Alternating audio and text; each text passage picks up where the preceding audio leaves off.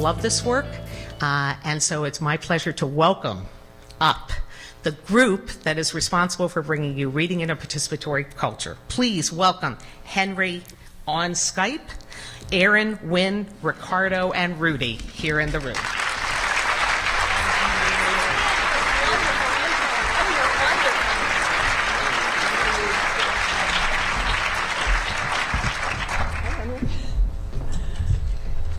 Okay, so we need to make sure to speak in the mics. Oh, yes. So thank you so much for inviting us out here. It's kind of nice to feel like we're all coming home, getting to come back together to Boston. We're in 2007. We actually started this journey, so it's coming full circle back. So we want to get right into reading in a participatory culture. And I know probably many of you know about participatory culture, but I thought Henry might start us off with telling us a little bit about how, what are the characteristics, Henry, and how does it apply to connected learning? Well, first of all, hello, Boston. Excited to be connected with you. Sorry that I'm not here in person today. The term participatory culture is one that I've been writing about throughout my career. When I sat down to write the MacArthur white paper on new media literacies, I really was pushed myself to try to figure out how we define participatory culture in relation to education. And that's one specific dimension of it. But the definition that you have on the slide behind, I think Erin has on the screen, Yep. Not that I can see the screen. I'll let you know. Okay, so participatory culture is one with relatively low barriers to artistic expression and civic engagement, one with strong support for creating and sharing one's creations with others, one with some type of informal mentorship whereby what is known by the most experienced is passed along to novices, where members believe their contributions matter, and when members feel some degree of social connection with one another. I would argue that's exactly what takes place in the very best writing classrooms, and I have no doubt the people in this room create writing classrooms where those traits are present. It's also what we see when we look at fan culture forums online, where people are writing fan fiction and providing beta reading of that fan fiction. It's what works best about Wikipedia. It's what works best about gaming platforms. If I was rephrasing this today, I would emphasize a more participatory culture. Because despite the fact we've had 20 years of change where more and more people have access to the means of cultural production and circulation, we don't live at a point where every kid in America has access to participatory culture. We don't live in, there's so many obstacles, barriers that young people are still struggling with. Some have really rich access outside the classroom and have learned how to connect that, as the Connected Learning Initiative would suggest, to powerful forms of learning. Some have access outside the classroom and can't find the parts that are meaningful to them. Some lack mentorship, some lack access, some lack the skills needed to really enter into that space. Where I think participatory culture affects education in a different way than the Ms. Dunst story that we just heard is that Ms. Dunst is doing this on her own. She's an individual reader outside the classroom who probably has limited contact to the teacher and has probably not said anything in class all semester, trying to write a paper where she doesn't fully understand the book. And that's where I was the first paper I ever wrote about Moby-Dick. But what we're seeing in our classrooms is groups of people reading together. New media literacies are collective skills. And we compare that to the class in Indiana that responded to Moby-Dick by contributing to the Wikipedia page and found themselves debating the Wikipedia community about what was accurate and what wasn't. They didn't make discoveries in the sense that Onion is making fun of, but they made contributions. And in the process, they learned something about the power of research and the degree that research is, in fact, debatable, that people work together and sometimes constructively adversarial way to determine what the truth is of a literary work. And that, I think, is a very powerful lesson, maybe a more important lesson than whether the particular set of symbols in Silas Mariner line up with each other or not. So I want everyone here at the table to be able to share how they actually came to Moby-Dick and what it means. What it actually means is your own personal experience of reading in a participatory culture. And just to start us off, I can tell you when I joined Henry at MIT some years back, and he said, "I want to, you got to meet this guy named Ricardo Pitts-Wiley. We're going to do this Moby-Dick project." And I was like, my background's in STEM, right? I'm like, what? So I immediately jumped to the graphic novel. So I was not joking about that. Because I'm a media person. So the interesting thing, what Henry is saying is about participatory culture is reading collectively, is it became my son, who was 5 years old at the time, favorite book. At 5 years old, Moby-Dick. So he goes into his kindergarten classroom, "What's your favorite book?" "Moby-Dick." Because it was a way to actually bring my work home and be able to collectively have an experience of how we were each reading it together. So Wyn, how did you come to the project and think about Moby-Dick in a participatory culture? Well, I've had a long time monogamous relationship with Herman Melville. So I wasn't surprised that when Henry thought that using Moby-Dick for the project would be good, that he would ask me to join, because I think Henry thought of me as a 100% Melville scholar. But he didn't realize that I also knew Ricardo Pitts-Wiley from a conference that we'd had in New Bedford on Melville and Frederick Douglass. I don't think he knew that I had taught high school before I went into academics. And I'm not sure he was aware that I'd been involved with the Melville Society Cultural Project, which is a small group of an academic organization devoted to outreach, teaching institutes, and other projects that take Melville out of the classroom and into the community. So I had lots of reasons to be excited about the project. What I didn't anticipate was how much it would change the way I read. It's not my favorite novel, but it's a good one. It's a good one. How I read Moby-Dick and how I teach it. So I was thrilled to be invited into this project and to explore the implications of what Henry and the rest of the group are working on. Rudy? Yes, I was brought into the project via, Ricardo Pitts-Wiley through Mixed Magic Theater as a student and actor standpoint. I think it was something that really, really affected me very positively. I was pretty much just asked to kind of be myself, which was cool. No pressure there. I can do that easy. But something that was really interesting about the project was, it taught me how to seek the why, in literature and things like that. And in anything that you read, there's always a why. Why are you reading this?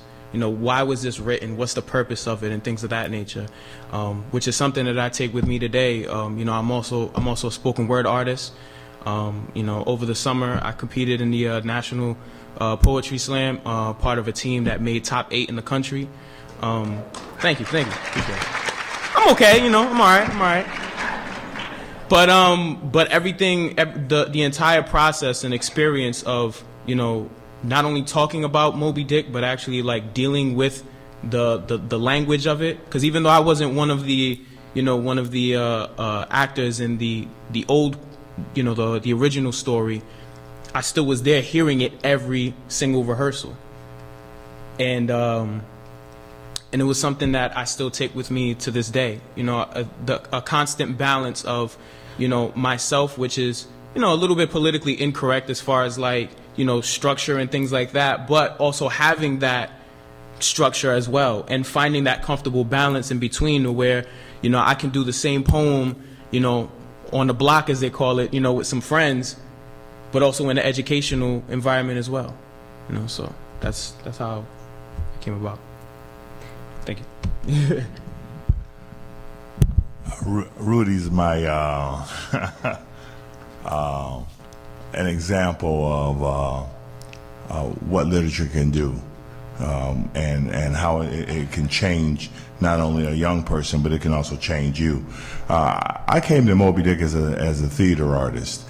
I also read Henry's white paper on new media literacies, And I understood, 2 pages of it.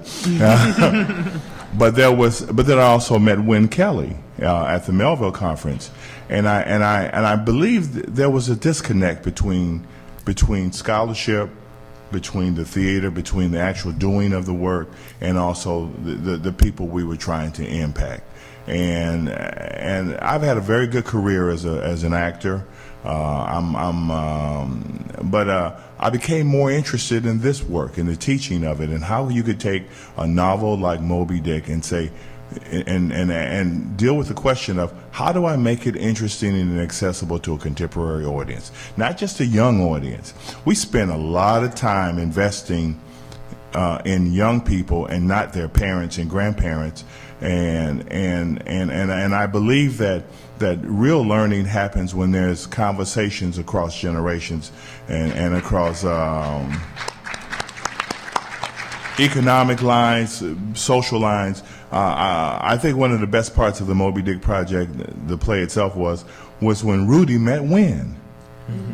You know, and a friendship and a relationship developed there. It's my people. And also when the group met Henry Jenkins, it was very different. But also, it became very important to make sure that Moby-Dick wasn't just a play we did, but it was a lifetime experience. It was something that would stay with the young people and everybody for the rest of their lives.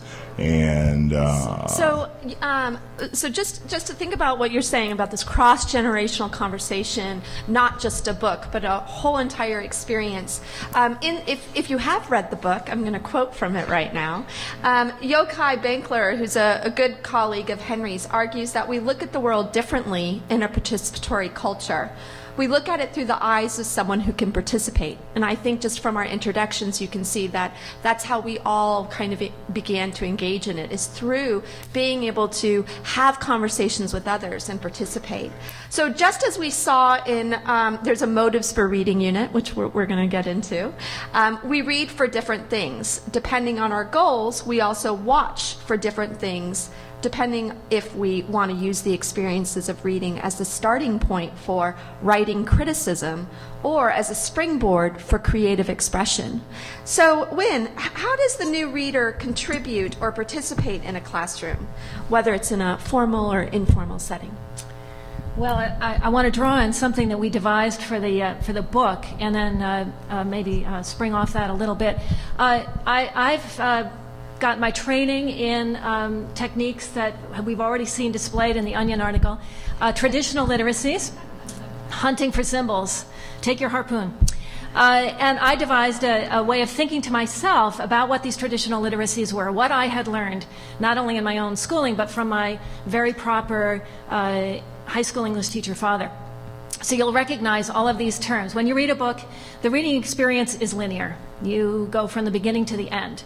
It's continuous. You can't drop out and move around. You have to stay with it.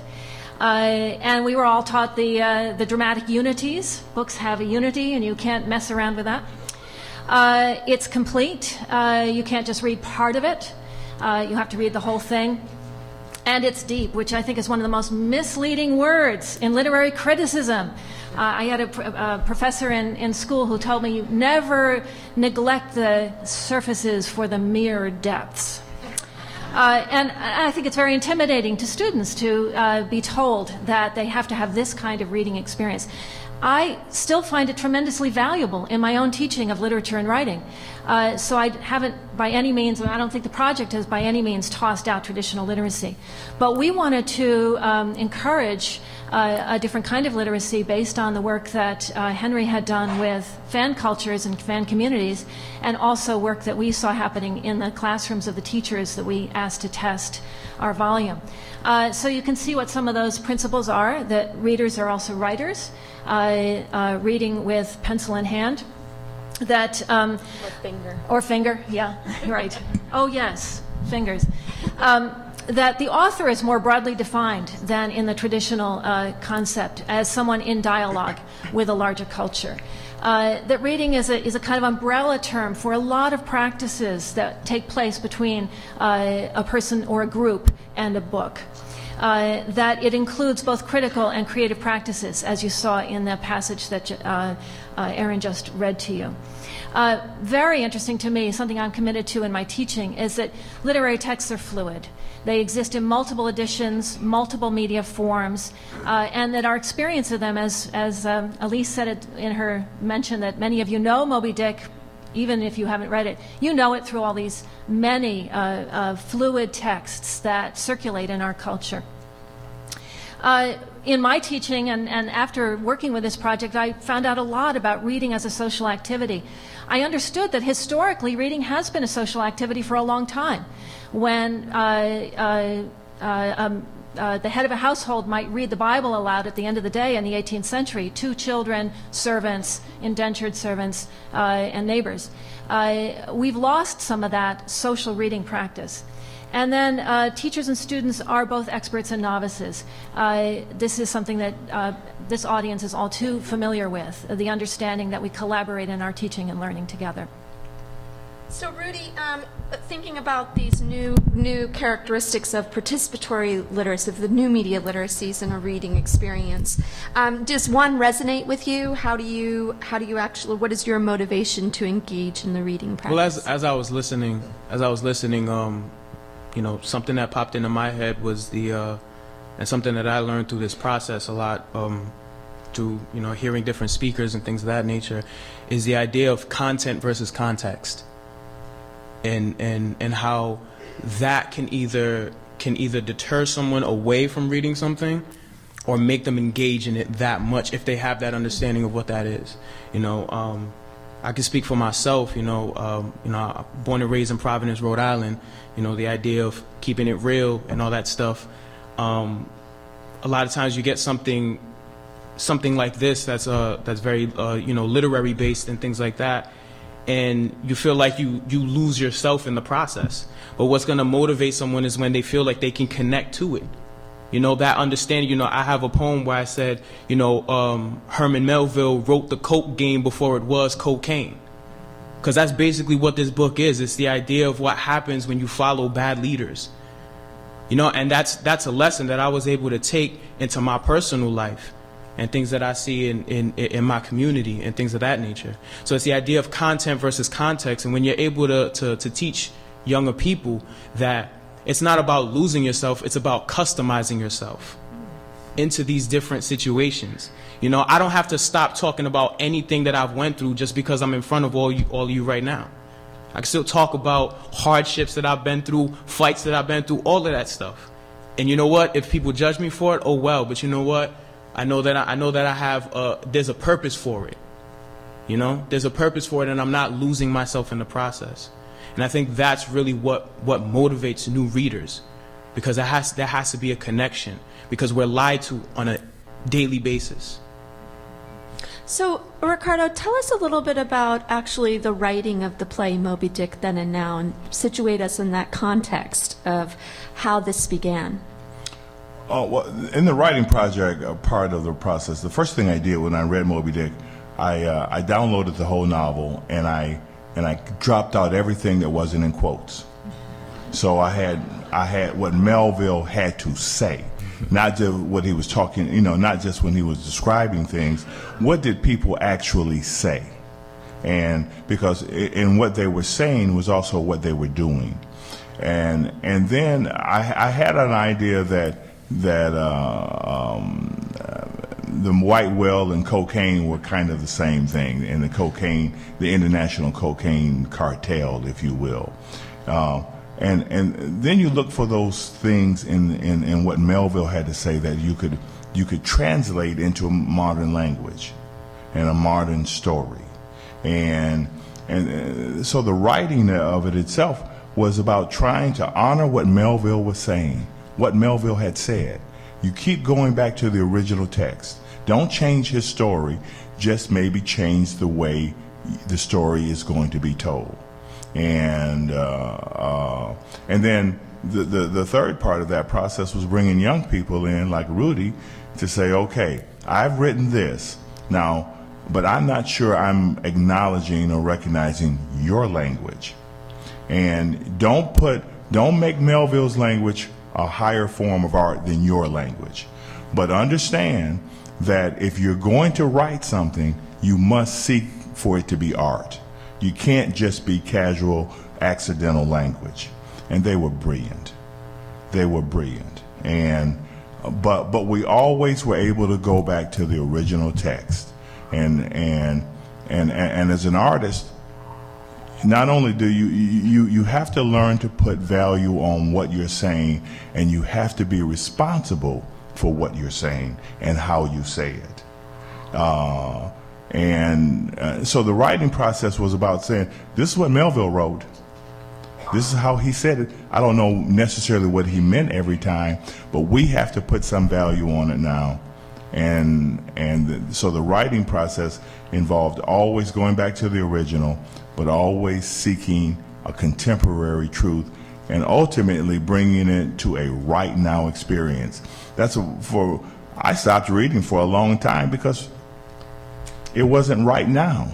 As a theater artist, when I'm on stage, it's a right now experience.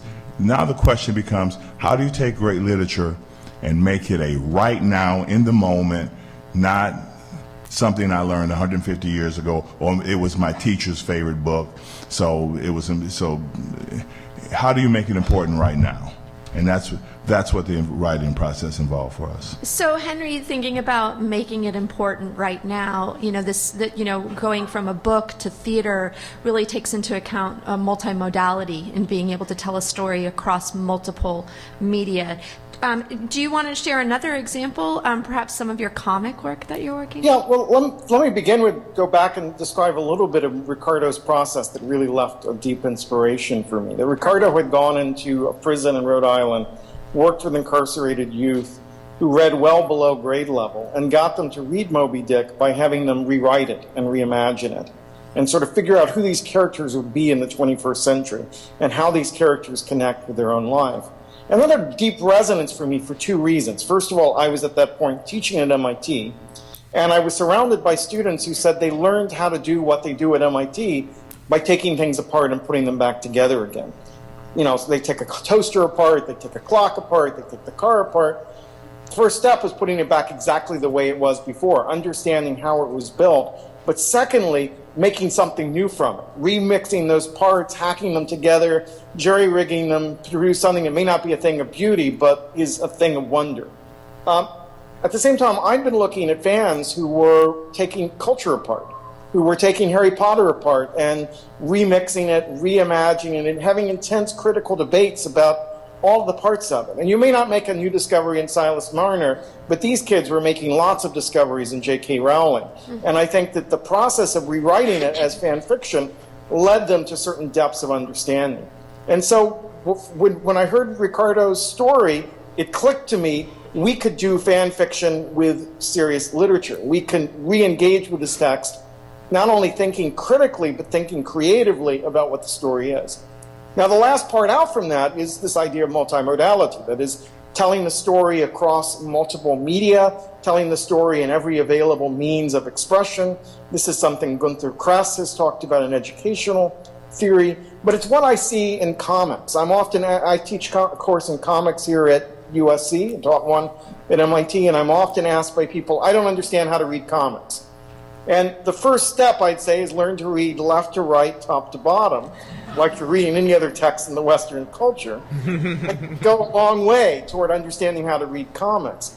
But it doesn't always work. And what you see on the screen is a panel from an artist named David Mack, who uses a variety of different kinds of pictures and representation in the same image. The same page has many different kinds of text. The texts are not organized easily left to right, or right to left, as the Japanese would, but they're multiple. You pick and choose where to read, what to pay attention to. And this is part of an older tradition of comics. If you can go to my second slide there, this is Richard Outcault, the very first famous cartoonist to work in the American newspaper comic strip tradition. And people today still are struggling to figure out how to read his work because there's so many different forms of text, such a complex set of relationships of images. He really was trying to express the simultaneity of urban experience, a world where all kinds of things are taking place at the same time in the same space. They're bumping into each other. People from different parts of the world are having to coexist, and finding a visual language to express it. So for my mind, for the modern kids growing up in the new media era, we need to think about writing in the broadest possible sense and reading in the broadest possible sense so that they understand how to process all kinds of images, both on the side of reading, but even, I would say, as importantly, as creators who are able to contribute to the culture by remixing symbols in precisely the same way that Ricardo just described, working with Rudy and his cast to add lines to Moby-Dick Then and Now. So I think this is this image that's on about it. When you first showed this to me, I immediately thought of the Dutch artist Peter Bruegel, because that's who I had studied with in my college days. And then to find out that this is like standing on the shoulders of giants, just like Ricardo is standing on Melville as the giant, right? We're always kind of building upon our history and kind of having a reverence to it while still creating something new. So thinking about, reader Melville, us as remixers, which is what we are, we're appropriating the past. What about Melville as a remixer? Well, I'm glad you asked that. Because one of the big discoveries for me in this project was thinking about Melville as a reader. I had always thought about Melville as a writer, and I think literature professors tend to do that. And the problem with that is it's always a big mystery. Students never understand what makes a good reader, a good writer. And I don't explain it very well because I don't know myself. I think writing is many things, but I don't think it's something that you can reduce to a single explanation. But I do have evidence for what Melville thought as a reader, and I get it from his marginalia. So what you've got up here are a couple of images of texts that he annotated. Let me see, what have we got? The Bible on the right, yeah, New Testament, and on the left a page from Hawthorne's writings in which he writes, "This is exquisite."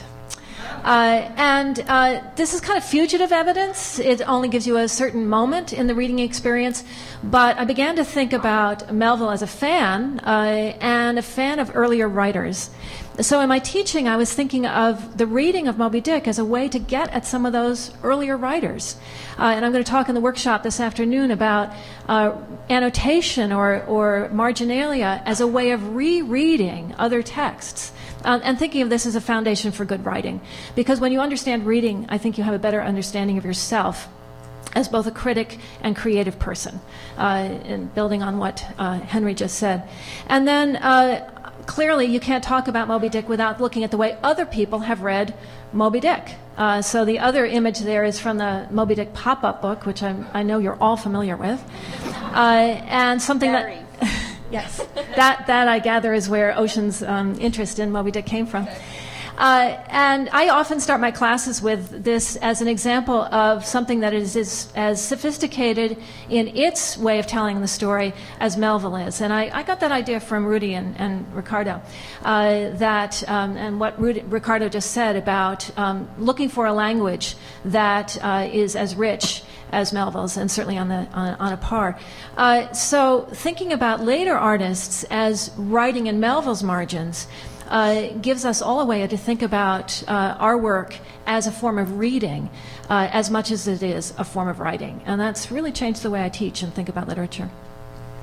So just continuing on this path about remix, because sometimes teachers are concerned about, is this plagiarism? Can you talk, Henry, a little bit about inspiration, which I think this remix builds upon is inspiration, versus how do you compare it to or notice the difference between that and plagiarism? Well, I think if we go back to some of the examples we already have on the table, if we think about Melville building on Hawthorne, Shakespeare, the Bible, he's consciously quoting and remixing, but isn't trying to erase his path, right? He's acknowledging the sources of material that he's drawing on. He's creating new meaning and new value by bringing those things together in unexpected ways. If we think about Rudy and Ricardo working together to create a 21st century version of Melville, where we're talking about the drug trade as opposed to the whaling trade, and suddenly you get a line like compared to about how big a fish the white thing is, and compared to him, we're just Nemo. That's a moment where you're expected to recognize the reference to Finding Nemo, and that reference opens up a whole set of associations that are meaningful associations. It's contributing something new. If we look at a work that's plagiarized, neither of those things are there, right? First of all, it tries very hard to cover its past. It erases the sources it's building on, and part of what makes it plagiarize is it's not acknowledging its roots. And secondly, I've yet to see a plagiarized paper that didn't make much of an original contribution. Even on the level of what was described in The Onion as a contribution, we're not seeing that the point of plagiarism is not saying anything new, but simply saying something you hope the teacher will accept as an acceptable response to the problem. So I think when we're calling for remixing, we're calling for people to be more ethically conscious, more creative, more innovative, to pay tribute to their roots, but also to go beyond them. And we think that's a really powerful way of learning to write in this new culture. And it provokes debates. In the fan fiction world, people debate, is this true to J.K. Rowling's novel? And they'll say, show us the chapter, show us the page, show us the quote, and it pulls you back into deep reading where you acknowledge those roots. The only one doing deep reading around a plagiarized paper is me, the teacher. So, Ricardo, Henry brought up Finding Nemo. Can you tell us a little bit more about how that came to be in the play, as well as perhaps some other examples? I know that you played with gender in the characters, so maybe share a couple of examples. Rudy made the contribution of Nemo. I just accepted it and appreciated it. See, everyone bringing their expertise to the table. Well, everyone did have to bring their expertise to the table. And one of the interesting things about that process was there were a couple of paragraphs in the play that I had written for the young people to speak. And they would read it, and at the end of it, they said, we don't want to change a word. And I would be like, oh, right. I am so happy. I'm cool, or something like that. I'm not ancient yet. But also in that process, I had to encourage the kids to lift the language off the page. Lift it off the page. Don't let it, sometimes reading and literature is dead language written by dead people, and until you lift it off the page and put a charge into it. See, that's the other part of it. That's where the artist comes into play. I think the artist says lift the language off the page and put an electrical charge into it, and so that it burns with energy, it burns with immediacy, and then when you speak the speech, I pray you, trippingly over the tongue, then you get a chance to be accountable for what, not only the idea, but how you express it. I think that's kind of part of the disconnect. But also, I want to go back to your question, because I get excited about a lot of things. Well, I love this, tripping and expressing. But what are some of the strategies? How did you actually? Well, I'm right on time. How did you actually? What were some of the strategies to get the actors to lift it off the page? Well, one of the things is you have to encourage young people and older people to have a collective knowledge or tap into their collective knowledge.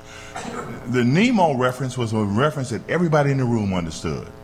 But as a theater director and as a teacher in this case, I had to keep introducing concepts and ideas and encourage those the young people and the whole cast to say, we have to keep adding things into the pot.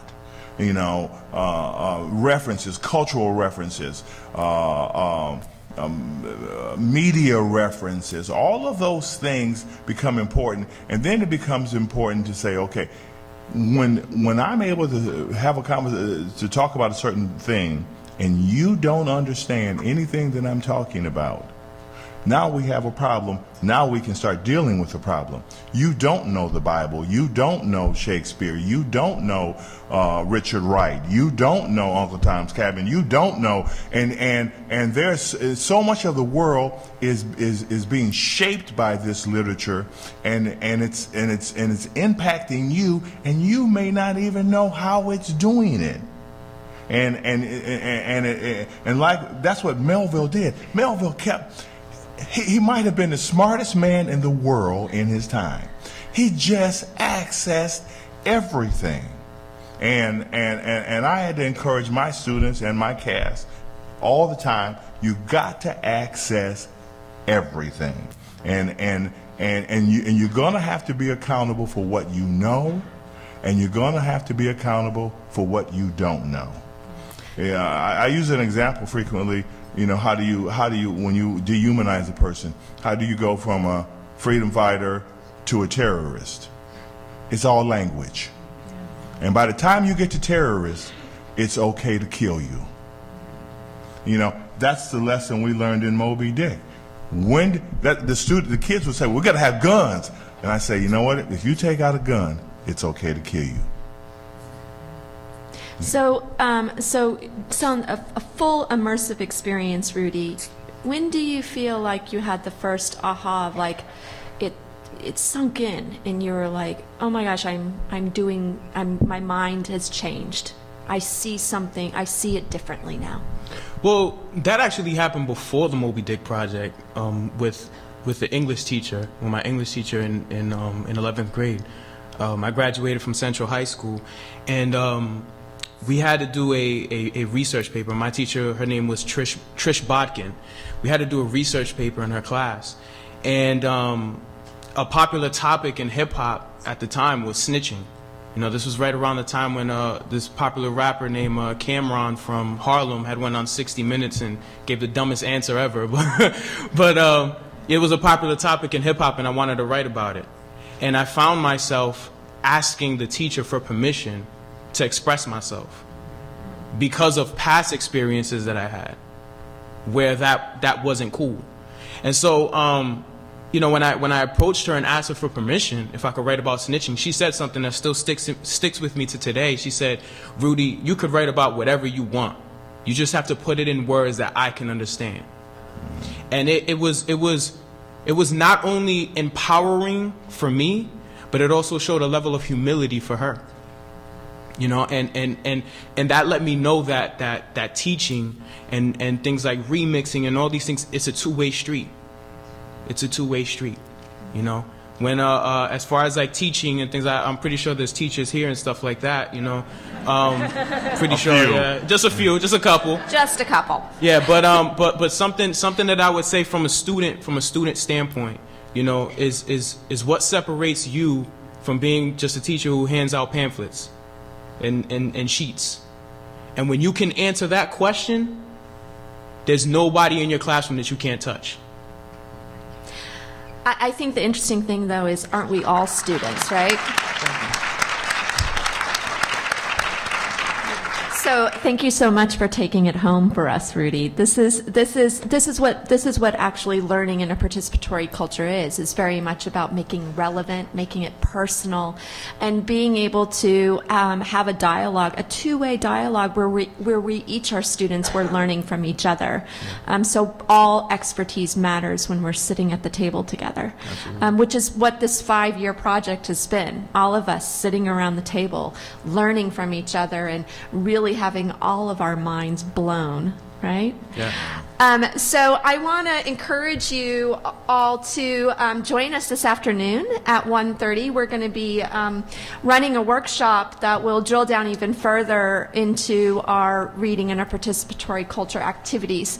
Not only did we write a book, but we also created a digital book called Flows of Reading, because we wanted to provide other examples, like Henry was talking about with Harry Potter, Lord of the Rings, Flotsam. You can actually think about it from a wordless picture book as well as a very 600-page book.